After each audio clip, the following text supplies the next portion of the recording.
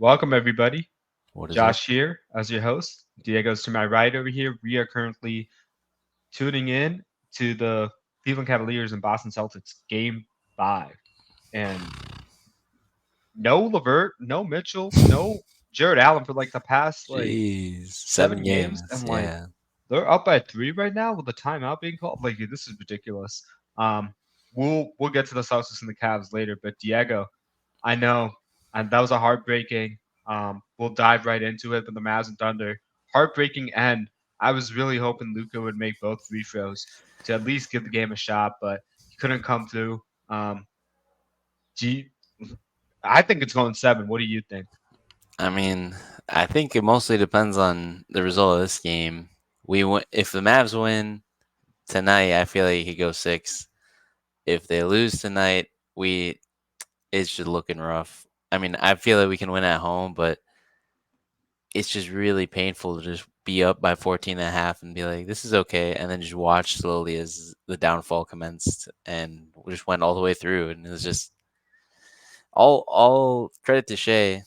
I mean, some of those shots were incredibly difficult shots that like hand in the face. You're like, oh, this is a good contest, and it's just straight in in the bucket. So And it looks like he's shooting it from the baseline too, but over the some of them down the backboard. stretch were like behind the backboard Mhm. shots. Like Yeah, that is very difficult to shoot because it's you just typically don't want to hit the front of the rim because that's how at that angle. level, it's Yeah. easy, where the angle, the rebound, to get the rebound is gonna there's gonna be a rebound because it's gonna bounce diagonal to the left or diagonal back towards you. It's hard to get the right alignment there, Hmm. on those types of shots. But he Yeah, was just man. it was unbelievable, man. Yeah, he Un- also didn't make a three or like a shot in the restricted area. So they were all mid-range shots, which I mean, I mean, I but guess he's not been taking much threes though, this no, yeah, season. that's not. That's not really his game. He'll shoot him if he's left open. Yeah. If he steps back and you give him space, he's shooting it. But like it's not surprising, but it's just that hasn't happened before, sadly, since 2006 when Dwayne Wade did that to the Mavs in the finals. So that kind of hurt. Mhm. But it's just it's just tough. I mean, again, kind of a no show from Luca and Kyrie. PJ Washington, your leading scorer, which is great, but then it's just like why aren't Luca and Kyrie your leading scorer? And I think it's really scary. Case and Wallace has really come in and just kind of I don't want to say he's clamped Kyrie up, but I mean he's been the perfect defender for Kyrie. Small but still bigger than Kyrie, has good length, super active, and I think that's been a huge thing because I mean Dort is doing his thing and as in just frustrating Luca, making Even life really Jalen difficult. Williams at times has looked a bit like he's gotten the better of Kyrie. Yeah, Oh, oh, yeah, especially with his size and length advantage. But Kyrie, I think was the game 3 where he hit some really nice shots on Jalen and really showed his like veteran kind of moxie or whatever. But I just think it was just painful to watch, and I'm just not getting over how guys shoot 12 of 23 from the line. Like come on, man. Like paid millions of dollars to just miss 11, almost half of your free throws. Like that's just disgusting. That was like once I saw that happen, I was like, we don't deserve it. Like we lost the game. And I was like, I like couldn't be mad because we did not deserve to win that game at all. And yeah. so it was just tough for me. But I don't know. I've kind of also having this go past 6 games. Most likely, if we move on, I feel like or 6 games or more, it's going to be really difficult, even if we do win, to kind of move up and face whatever. Probably the Nuggets at this point with their momentum. So, yeah, yep, I was just about to say, given Lucas has 4 different things he's dealing with right now. yeah. Would you rather these Mavs team just bow down right now, or you still I No, don't know how to feel because I feel like this is the worst time to have all this stuff going on, with your best player. But yeah, with the Kyrie, it's been weird.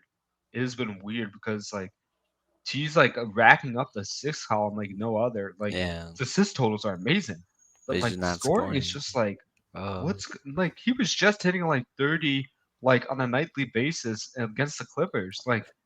And that was the one defensive team I was I would be worried about for the Mavs. I felt like that was the worst draw for them. But Mhm. like with no healthy Kawhi, like it was a little bit easier. But like credit to them, like I would, but I wouldn't think Kyrie would put up the stats. He's the biggest surprise to me, and Yeah. I like the biggest surprise in the positive sense has been PJ Washington. Mhm. Like he's Yeah. made this team like a big three. Like to be honest, like Yeah. he's playing like the Mavs look like they have a big three right now with the way he's playing. He looks like a steal, Mhm. like No, complete steal. yeah. Because like we went from looking at the trade deadline and being like, okay, the Mavs Are made two interesting. really important trades to like, bro, do they have like a third All Star with PJ Watt? Because like he just completely unlocked a different level of his game from 3 point Yeah. range. Like OKC's had to make adjustments on that. Like Mhm. it's become like, oh, if PJ Washington hits like four threes in a game, well, that's fine. You live with the results. But now it's like, no, we can't really live with the results because he's been Yeah. doing this for like three straight games now. So like Yeah, it's kind of wild. and it's kind of wild that the Mavs role players are keeping them afloat in this series. And Mhm. like normally when you look at like Luca and Kyrie's production, you're like, this team has no chance. But like it's a tied series. We'll see what happens Yeah. today. But like Tonight. it just makes you think like what happens if Luca and Kyrie like return back to normal. But it's like how likely is that because of Luca's injuries? It's a very odd Mhm. situation. I wouldn't know how to feel about a Mavs fan on this. Yeah. Uh, other other notes, role players wise, I think a big thing, especially for Daniel Gafford, I feel like I just notice him way too many times. He gets the ball in the paint and he's just like, "Oh, I'm a guard. Let me 1-2 into a layup." When he's 6'10", the guy guarding Just him dunk is it, less bro. than 6'8". Just dunk it. No, And not like even that. and him and Lively would miss dunks too. It's just like, come Yeah, on. like we've said that multiple times, but like if I'm Daniel Gafford and I'm being guarded by anyone 6'8" and under, I can't think to go 1-2. I have to think, grab the ball, one dribble, body into the other guy, send him a few inches back, yam it out. Like I need some force. I don't need any of this like Euro stepping or nothing. No, I don't want any of that. And like I think in terms of Kyrie and Oof, Luca, Garland just got whacked in the face. Yeah, yeah. it's a nasty shot. In terms of Kyrie and Luca, I think a big thing is just for Kyrie, especially, is he's having to play defense. He's having to like clamp, like do what he can on defense, 100% to just stay like above water for the whole team in general. Because look, you have Derrick Jones Jr. guarding Shea, that's fine. Uh, what the PJ Washington guarding what's Chet. Then say we'll go with their last starters. Josh Giddey, he's guarded by the center, Gafford or Lively. And then you're left with Cason Wallace, Isaiah Joe, Jalen Williams. Those three guys have to be guarded by Luca and Kyrie if they're both on there. Not like 3-on-2, but like I would almost want to put Luca on like Josh Giddey at this yeah, point, but then what do given you the do way with your he's been. center? Your center's guarding Jalen Williams then? That's like I feel like defensive like we're putting a lot of effort on I defense. think D Live would survive. Like Yeah. I think he might be able to survive that. But Gafford, that's a good point. And like I like that we're hanging our hat on defense, but it's just like God, like Luca just can't is not the Luca we know. Like if we had 73-point Luca on this team right now, I feel like this would be a whole different series. I feel like this could be 3-1. This could have I don't know if it could have been a sweep, but it could have been a lot I better mean, for the you're Mavs than it talking has as been. of like 73-point Luca Yeah. can pop off any night. I don't know about that, but No, I mean like he can't now. He can't now, yeah. but like that level of Luca that can is actually fully like if you just had a healthy Luca, it's a completely The different problem is like series. it's taken a massive impact on the step back game. But like Yeah. going back to Daniel Gafford, I think he's overthinking. I really think like he's overthinking because of like the presence of Chet. Like Chet just has like great timing on blocks and stuff. Like he'll casually throw up like three blocks a game. Yeah. And it's not like he's like out at leading people when he blocks it. He just has great timing and great sense on where Mhm. to be where to be there. So like um yeah, it's I think he's overthinking. Like you're right. I think they need to simplify the game. Like Mhm. just like the Nuggets had done like in game 3. Sure. And that's like once they figure that out, it'd be good. Um Yeah. I think as far as like their bench goes, like they need like a TJ McConnell spark out of Exum or like Yeah, Josh Green. Exum has Josh been Green has played all right, but like he's he's doing something. they need more from them. They need more from them because it's like, can I trust them to like completely take over for Luca, especially like as the game winds down. No, I can't. But No. Yeah, and I mean Daniel Gafford, Derek Lively. I feel like they have to use some like not. I don't want them having the ball all the time, but if they get the ball and like Chet's on, like at least try to. I feel like they're both stronger than Chet. Chet might weigh just, like yeah, at least 190 get your pounds. body Like into him and then go I to your need to at job. least see some movement, some like punishing of him in that matchup. Because yeah, he's long, but he's not strong. Like we need to take advantage of the fact that he's not there yet. Like He's build rookie wise, year like Giannis, like yeah, except like worse. So hmm like as far as like physical. So like you need to take he's strong. Don't get me wrong, he's strong, like yeah, for his size, but like he's tough. Yeah, you, he just doesn't have the mass right now. So like it's just different. yeah. All But all right. right. Let's discuss Knicks and Pacers. I thought Knicks were dead in the water. I'm pretty sure everybody and their mother thought Knicks were dead in the water given the amount of minutes they played.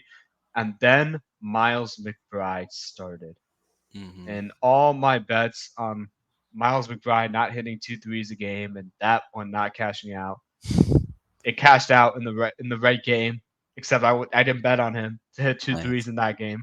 But like starting him has made a massive difference for the Knicks. And like earlier, it seemed like Obi Toppin had their number, McConnell had their number, just a number of ways like the Yeah. Pacers were able to get down the court, like handle the ball, like harass Brunson with Neesmith. They seemed to hmm have figured out the Knicks, and then maybe it was going to the home crowd, or maybe it was starting Miles McBride, or maybe it was that energy boost they needed. But like the Knicks are up 3-2 on the verge of the conference finals. What do you make of the series? I mean, I'd agree. Watching them, it was Friday. I watched the game Friday. I didn't really watch it Sunday. I like checked in around halftime. Like, yeah, they're down by 30. They're cooked, and like it seemed like it. It's just so confusing. I mean, I think that MSG crowd is just like a shot in the arm for them, and especially the all the other Knicks, like some of those '90s Knicks that are there. They definitely add some energy to the crowd, but I just don't understand how they're able to do this over and over again. And like even it just sucks that they this is such a great run, and then most likely they'll just face the Celtics and be just they'll just be like a soldier like shot so many times like crawling on the ground, and then like the Celtics get Porzingis back, and it's just like they have to play against Goliath, and it's and maybe the Knicks do something. Maybe the Celtics play down as they kind of have recently in this series against the Cavs, but I don't know. It just seems really difficult with all the injuries and stuff. I'm I hope they can do something. I think they win the series, to be If I'm honest, because they Jalen, have that's sorry. I just got to what? Al Horford standing wide open in the corner, and Oh, I'm Jalen not seeing Brown it right thinks the now. post up was a lot better. And I was just, oh my. He passed it up to pass to Derek White. And I'm like, are you kidding me? It's Like, that's an painful. easy read. Okay. But Yeah, yeah, sorry. That just triggered no, me. you're good. But I think the big factor, the X factor for the Knicks is not any of their players, just MSG.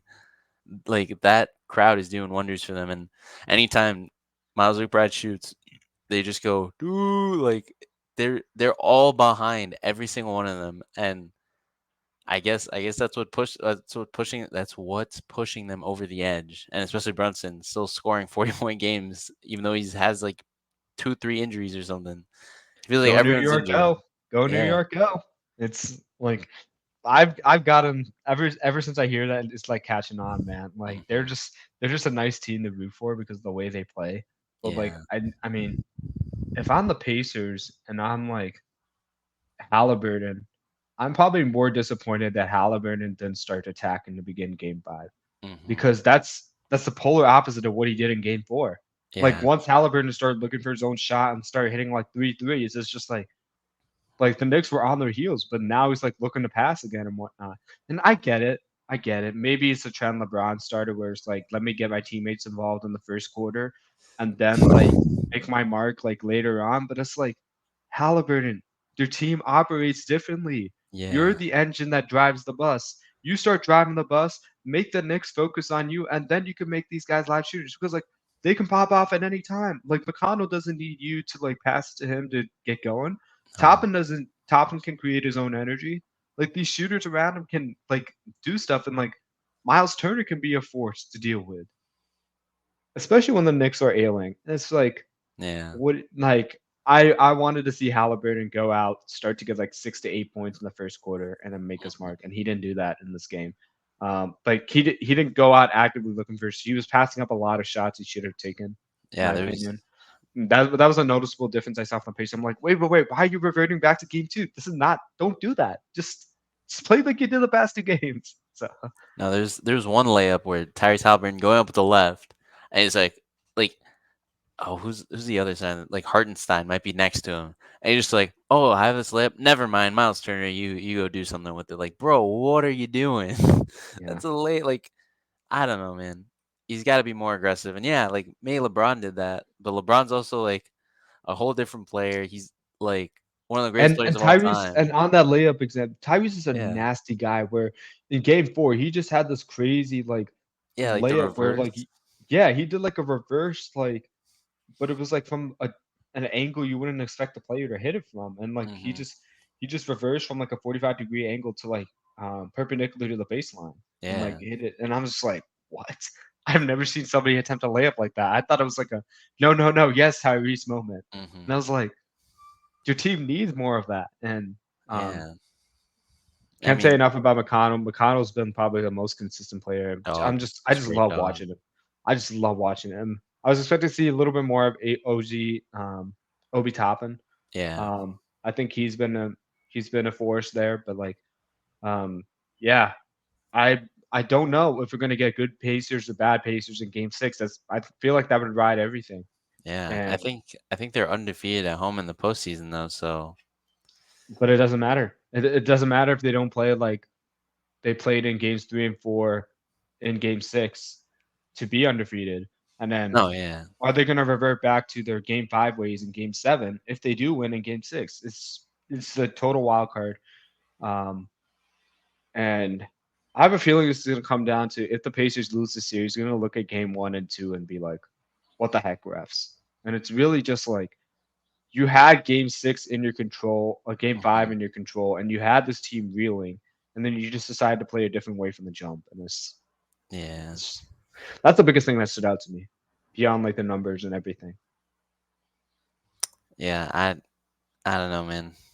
Pacers just need to come out with energy and just Tyrese Halliburton. He has to be their best player. He has to score the most points, shoot the most shots. He is their guy, and he hasn't been that guy except for being in Indiana. So hopefully tomorrow. No, I don't even think tomorrow. I think it's Friday they play. Yeah. Um, they he comes out and puts And on. one more thing on the Pacers, like if there's one thing I can guarantee that's going to happen in Game Six, it's that Hardenstein is going to have that little flip shot like 5 or 7 feet from the basket. You know that's coming. You know that's coming. You have to have somebody ready for that because you know he's going to revert to that. And it's like Hmm. if you're the Pacers, you've seen that enough times now. Like you got to anticipate that. You got to have somebody there to block it or deter him and kick the ball out and whatnot. So Yeah, we'll see if we get good Naismith. Naismith can stay out of foul trouble. I think the Pacers have a good shot to win Game Six, but that's provided if they play the same way they did in Game Three and Four, like from the jump. So yeah, and they do get a bit more rest, which helps the Knicks out. So we'll see how they use that. alrighty, back to a game we were just talking about in some moments. So we had Celtics up by 6 or 7. I think it was 58, 6. 52. 6 at Yeah, half. on the Cavs. Are the Cavs done? Uh, I don't think so. I mean, Jason Tatum just got a technical foul there at the end for yelling at the ref for not calling a foul. He's getting too caught up here. I mean, that's the second time he's kind of just been yelling, barking at the ref on a three, just being like, "Well, I got touched, whatever." Like, bro, I get it.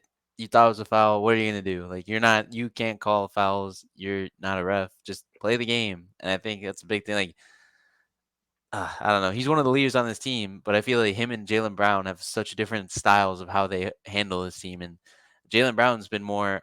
He's in almost all their games. In the game against the Nuggets in the regular season, and I think in their loss against the Cavaliers, Jalen Brown's like, yeah, we just have to play harder and come back better next day. And then Jason Tatum just isn't the same. He making it like saying like, oh, everyone's saying we're a super team, but we don't have the MVP. We don't have Coach of the Year. We don't have like and like you still won the most games by like a huge margin. No one in the East was competing with you.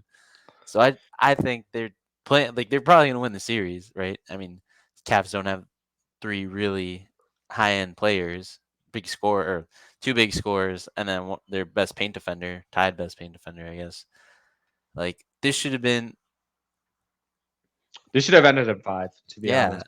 And I'm back to the Tatum and Brown point. I thought they were extremely immature when they went up against like Golden State. And Mm-hmm. I mean, you're what? You're 24, like going into the NBA Finals, like both guys, and like, yeah, that's I think so. kind of makes sense. But that was kind of like a golden moment where you capitalize on like Yeah. all the success your team had, and you couldn't get it done. And Mm-hmm. then the way they went down against the Heat, and then like even if Brown has been at times immature, I felt like Brown has improved a lot in this game with his footwork because like Yeah. a lot of times in the playoffs in the past season, like every time he would dribble, like With the left. defenders would like telegraph like where he's gonna go with his left. If you Mm-hmm. can call it out from the couch, then like I'm sure defenders know what's coming. And Yeah. like he just had no control of himself once he got into the paint and built up a head of steam. Mm-hmm. And now his footwork has got a lot better. He's a lot more decisive. Um, and I thought with the additions of like Holiday and White and Porzingis, there would be this entirely different team. Um, where it's like, oh wait, now it's go moment. Now they realize, and it's just again they're playing like this. This was my worry, especially like when Mobley started giving it to them. This is what I was worried about. Like without Porzingis, I could see a bunch of issues with this team, but like it's playing down to their competition. It's I don't know what's gonna happen when they reach the NBA Finals, but I have this feeling that they're gonna lose to whoever they go against because even if they go against the Mavs, like they're gonna have to play for 60 minutes and not worry about foul. Like I think the Mavs are maybe the one other team that like complains about foul calls a lot, especially Yeah. like Luca. Well, So yeah. maybe not, but like if you're going against the Nuggets, Nuggets just exposed like LeBron for like complaining about fouls like on the Mm-hmm. baseline in like game 4. And it's just like you can't be doing that. Like it's not just the fouls, it's just the like once you got ahead of steam momentum, just finish the deal. Just finish it. Like this is a team, but if you look at their opponents faced, they should they should have wrapped up series in game 5s, like given the state of Not their team. even. Not Yeah. not I'm not trying to disrespect the Cavs here. I'm really not. But I'm just looking at like you made all these moves. You have basically like 5 all-stars in your starting lineup as far as the quality of talent. Mm-hmm. And the Cavs basically have none. They're Yeah. like they're like Karis LeVert's been their best player in my opinion. Even I get Garland's play and got 30 points the other night, Yeah. It but was the like first good game. he's really disappointed me, man. Like I thought he would be a 1B. I'd rather have Karis LeVert as my secondary option than Donovan Mitchell right now, to be honest. Because Yeah. LeVert, I know will give me 20. Can create like off the dribble. He's no nonsense. But like Mm-hmm. um from the Celtics standpoint, you should beat this team in 5. You really Yeah. should. You I get they have Donovan Mitchell, but you have like Tatum and Brown.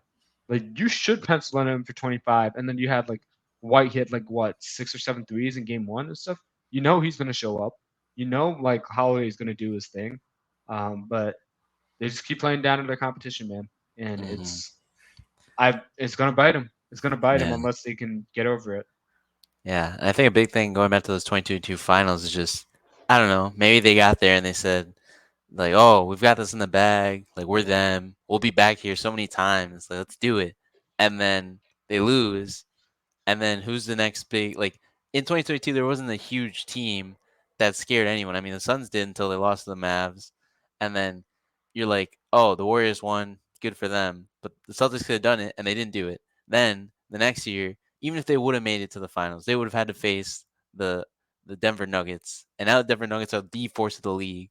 Like, they might have stood up there thinking But they the had all way the the time in way the they world, went but they down didn't. 3-0 to the Heat, Yeah. like those first 3 games, that was just like what are you doing? What are you doing? Like, and I get it, they came back from that, but it's like it didn't Not have to all come the to that way. state. They lost Yeah. very winnable games in the Heat, but they played in a stupid way.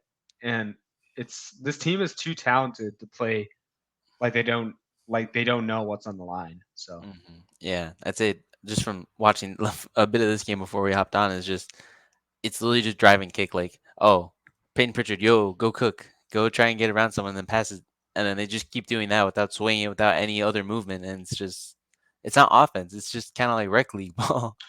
the reason. reason I guess we care so much about the team we're talking about right now is because we've seen what happens when they spread the ball around when we shoot it. It's no secret. When Hmm. this team moves the court, like moves the ball to the other side of the half court, it's dangerous because like now everybody's got to get involved. But as soon as you make it about one guy or two guys, then it's so much easier to defend. No, It's yeah, so much easier. And we've been saying this so long with the Celtics, like it's like I'm almost on the point where I'm done. Like they could win this game, win this series, and okay, fine, that'll be fine. But like it's just like I don't want to see them win. Like if they're gonna try to win that way, it's like you have a way that works. Why are you playing like somebody else you're not? So yeah, it might be something that resolves itself in the next week, but it's just like watching them now is just like yeah. why? They're not playing to their skill on paper at all. So Yep, that's 100%. it. Just doesn't make sense. I hate things I don't understand. That it makes no sense to me. So Yeah. Hopefully they can wrap it up tonight. That's all I got to say. yeah, Timberwolves and Nuggets. What a change of what events, a dude. flip of the switch, Like man. I think again, everybody and their mother thought similar to the Knicks and Pacers. Like Nuggets were done after Game Two. Like we were talking about it last week. Like we were praising the way the Wolves have built their rosters, and again, they built a great roster. Yeah, Um, but I just looked at Game Five and the way Jokic came out, like Murray came out in Game Four, and it's just like they figured it out. They made simple tweaks. They simplified their offense. They they've used their role players in their starting lineup more effectively. Like mm, KCP with four threes, yeah, finally involved, and like Aaron Gordon, like putting on a freak show in Game Four. Like wow, like who would have thought? Like not making Murray the ball handler, giving him fresh legs, like would do wonders for his. No, and I'm not trying to be sarcastic. I'm being no, serious. yeah, It's like wow. It's like and PJ like showing up like they the defense was never a problem with this team. It was just their offense got. I think they just got a shock to the system in Game Two, mm, and I think everybody got a shock to the system when they watched it. It's like how they figured out the Nuggets, like, yeah. and it was just a matter of like no, they were trying to. The Nuggets were trying to do too much. What do you make of the series so far? Is there a chance that the Timberwolves could win this back? I don't know, man. It's just those adjustments the Timberwolves made those first two games looked so strong. I like we all thought it was over, but I think that's a big testament to Michael Malone to these Denver Nuggets for not staying stuck in their ways and saying no, this is the only way we can win. They valued more winning than how they won, right? They decided, oh, Jamal Murray's getting tired because of all this pressure. Well, let's let someone else do that. I like me seeing that game. I was out those games. I thought, man, the Nuggets are cooked. They can't come back from this. They can't figure something out, and that's what they did. They figured out. Oh, if Aaron Gordon is being guarded by Rudy Gobert, well, Jamal just get a screen from Aaron, and now Rudy Gobert is out on an island far from the rim where yeah, he's the defensive player of the year, but no 7-footer wants to be at the 3-point line guarding a guard. That's not But where they're even comfortable. the rim reads by Gordon, when it's like the two Yeah, man game between him and Jokic had the sweep like behind the back pass yeah. to a cutting alley oop Oh, dunk to yeah. Gordon, and it was just like I mean, their chemistry is through the roof. Like, it's the Timberwolves have the personnel to stop it, but Mhm. like that's like just personnel on paper. The way they play, like Gordon, Jokic, Murray, all connected, and like even Porter and KCP, the way they're just all connected is just lovely to watch. And I thought Gordon getting more involved in the offense and like the team trusting him. Like, yeah, he's maybe not the best corner three shooter, but he can still make them. Like he made like Yeah, three in one game. Like he's improved his game a lot and he was an all-star. Like he was just miscast in Orlando and the Nuggets figured out how to unlock him. Again, nobody wanted MPJ. The Nuggets figured out how to unlock. They'll yeah, figure out a way to counteract what you're trying to do. And I had to look at one disappointing player in the series.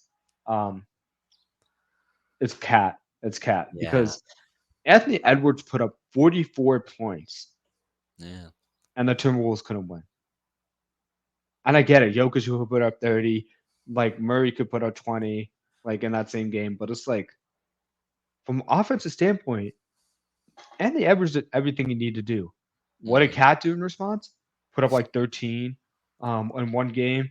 had horrible reads towards the end of the fourth quarter, just like boneheaded plays, and it was like bad cat. It was bad cat again, and I thought this wouldn't be a problem if Edwards was driving the ship because Yeah. then like Cat's reads would be very limited and he's not like and he doesn't have to do too much, but like he's still trying to do too much. And it's like, man, I think I think they expose themselves. Like I think there's ways where you could just say, hey, let Cat have 20 possessions and like try to figure out how to get a creative shot.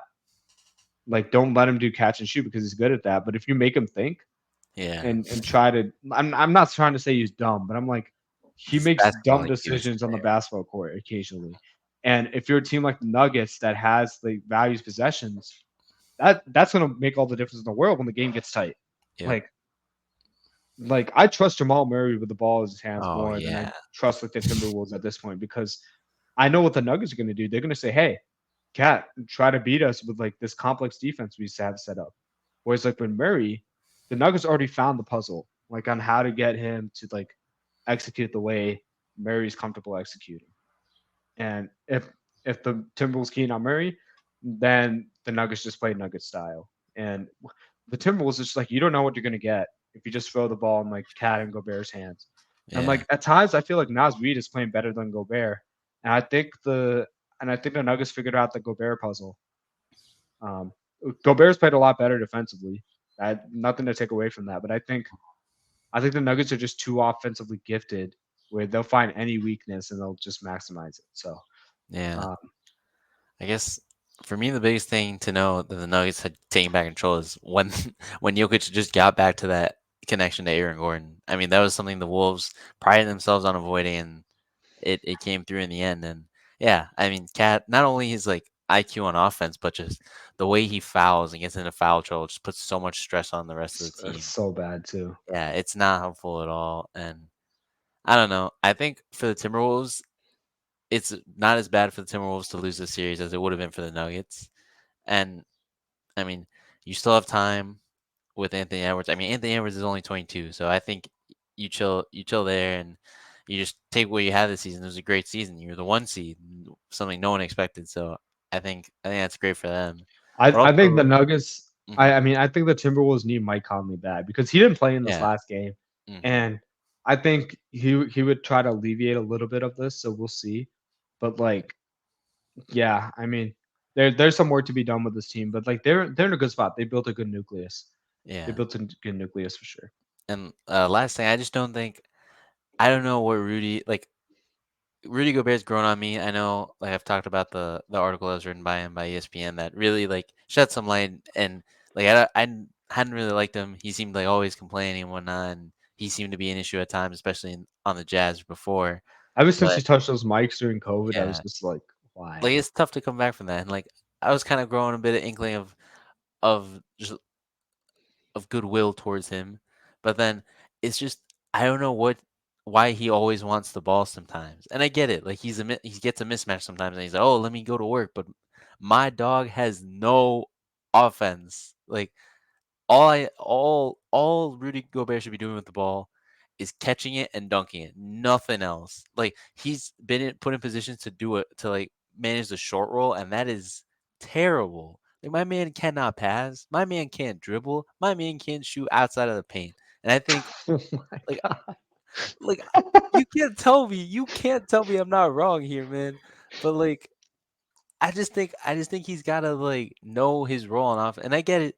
You're the defensive player of the year, but that doesn't This transfer is over a to the other full man. character assassination attempt on Rudy Gobert by Diego Zuniga, everybody. Bro, I'm just like I don't know, man. And like there's all on Twitter today is just like of there's one clip of like all of the Timberwolves players just passing it around while Gobert has like one of the I don't know who, like maybe Christian Brown or KCP on him, and he's just like, yo, blah blah blah, and then like blah blah, blah. Like, he keeps asking for it, and it's like that's a mismatch, but they don't trust him to make that shot if it's not like no one between him and the rim. So I don't know. I think that's just a big thing. Like the Nuggets are fine with him having the ball as much as he wants because it's usually not gonna lead to the score. So I think it's just a big thing for me. It's just like knowing your role, I guess. Like Ben Wallace Ben Wallace never asked for the ball like that because Ben Wallace knew he couldn't do much. So, And looking at this, like, look at MPJ.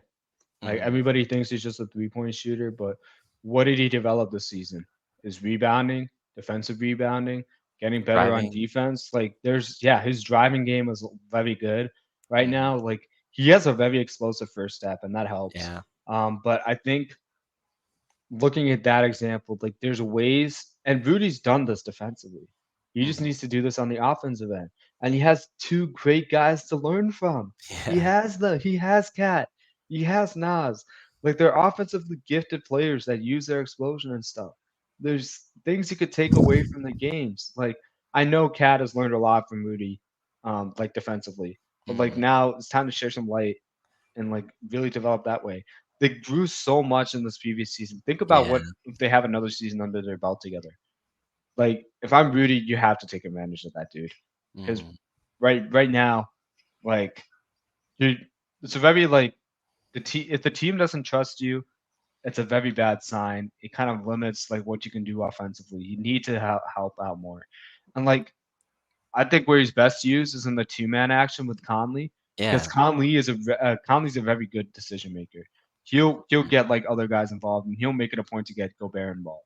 Because yeah. if you put like Conley and like Edwards next to each other, it's like you can have like a three-man read where if you're trying to stop the lob to Gobert, then you just dump it down to Edwards because there's so much attention like to Gobert dunking it that now you can free up Edwards a bit. But it's like I think the Timberwolves need that active point guard to Mhm, really like steer Gobert because Gobert doesn't have the game where it's like he doesn't have the post up game to like be as complex like that. So, yeah. um, yeah, total Well, burial of Rudy Gobert there, but like I'm in agreement. I'm in agreement. This is gonna be it's gonna be tough. Like if Rudy's trying to play like two outside because like the small possessions matter at this stage of the yeah. playoffs. Every And, like possession matters. You need to if you have you three need to catch. possessions where you're just like blowing dunks or blowing reads, in a row. That's like 9 points to MPJ. Oh my goodness. I just saw Garland that. just got his ankles broken by Oh Al no, I Horford. didn't. Oh, I just saw that. Oh my Dang. goodness. Yeah. Alert there, but okay. That'll do it for us. Well, For you guys. I have one more thing to say about Rudy because I know, You can. like, Okay. All no, right, this go is ahead. actually good. This is actually good because like everyone's kind of roasting him, saying, "Oh, you're the defensive player of the year. Why can't you do anything against Jokic?" Like, bro, it's not just Rudy that's getting clowned by Jokic. Anthony Davis got clowned by Jokic. I don't know who else. Bam Adebayo got clowned by Jokic. Like, no one is immune to this. So, and also, Who would have thought defensive. that Jokic starts dunking? He had like three Yeah, dunks that in the was kind of past two wild. games, bro. Yeah. He's actually an explosive dunker too. Wow. Yeah, when he tries. But yeah, and defensive player of the year is a regular season award. It's not. There's no impact on the playoffs, and that's when guys can really expose Rudy. I mean, I guess Jokic can really expose Rudy in any one-on-one situation. So I don't know. Just no one can stop Jokic, and don't think that Rudy can just because he's defensive player of the year. So kind of Gotcha. flipping back, flipping the script, but just I yeah, just saw Drew Holiday crash to the floor, so I'm hoping he's okay. That's what yeah. I was all looking at. No, So yeah, I'll go tune into that game. Let's see what happens. But you guys take care, take it easy. Short episode today, but a lot of cool nuggets, if you will. We'll see you yeah. next week. Hopefully with some teams we know about in the conference finals. If not, we Uh, got exciting game sevens to discuss. yes, sir. Till then, see you guys later and follow us on our Instagram at Yep. amon.a.mission and on Locking our in. YouTube as Amon a Mission. You guys know the drill. Thank you guys so much and enjoy the rest of your week. See you.